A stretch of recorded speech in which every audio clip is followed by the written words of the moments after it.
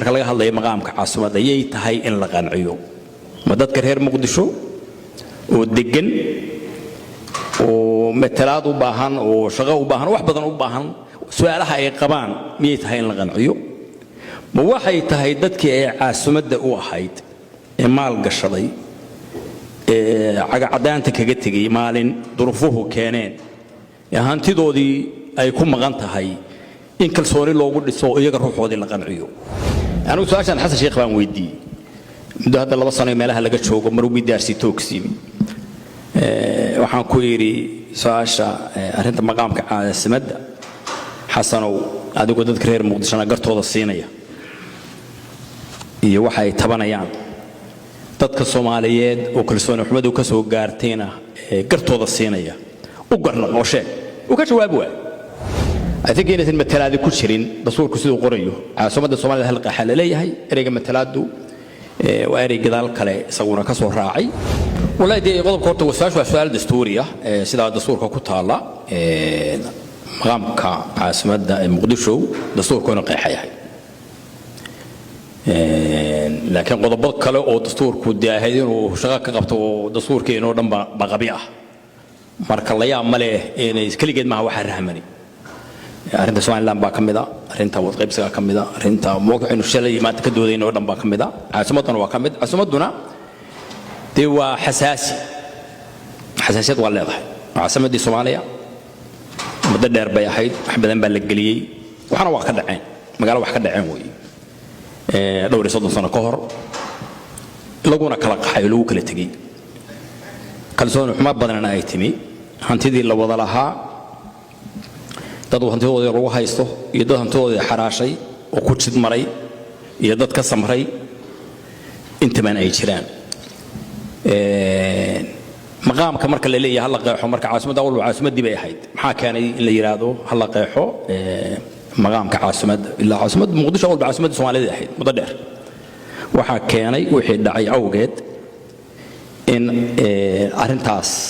laga turxaan bixiyo ahayd laga turxaan bixiyo oo caasimad mar kale dadku ay ku wada nool yihiin oo ku wada kalsoon yihiin oo equal footing ka samayn karaan ya oo kalsoonideedii leh iyadoo wixii dhacay laga cabar qaadayo horta halkaas aanu xurku daba socday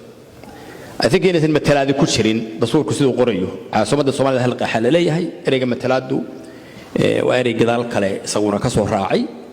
dabcan sida hadda Soomaalidu matalaadeedu u taalna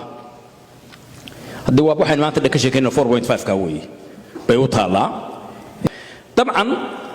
anigu sidaan qabo marka waxa weeye xasaasiyad siyaasadeedna way leedahay oo hadda magaalo dhaawac soo gaaray weeye oo meesha la taabtaba ninku siyaasiga laga yaabo inuu soo baqaayo dhinaca kalena magaalo filla Soomaaliya magaalada ay ku nooshahay weeye oo dhaqaalaheedii iyo meesha xukuntay iyo resourcegeedii gacanta ku haya oo hadii maqaamkaasi ka hoos baxo waxa laga yaabaa madaxweynuhu inuu nin cid la ku soo dhacay noqdo oo taasan dhinac baa laga xeerinayaa laakiin waa su'aal weyn oo xasaasi ah oo meel dhinac taala dhinacyo badan baan laga eegi karaa waxa weeye yey tahay in la qanciyo marka laga hadlayo maqaamka caasimada yey tahay in la qanciyo ma dadka reer Muqdisho oo degan oo matalaad u baahan oo shaqo u baahan wax badan u baahan su'aalaha ay qabaan miyay tahay in la qanciyo ma waxay tahay dadkii ay caasimada u ahayd ee maal gashaday cadaanta kaga tagay maalin duruufuhu keeneen hantidoodii ay ku maqan tahay in kalsooni loogu dhiso iyaga ruuxoodii la qanciyo dabcan dadka reer Muqdisho in badan oo kamid ah waayahan iyaga victim isu arka oo ereyga matalaada ayaa ku xoog weyn waxa dadka Soomaalida ah oo kale oo tagay ku maqan oo hadda arintan matalaada sanatarada iyo arrimaha waa soo badan yihiin laakiin waa su'aal ay u baahan tahay Soomaalidu si qodan oo garsoor ku jiro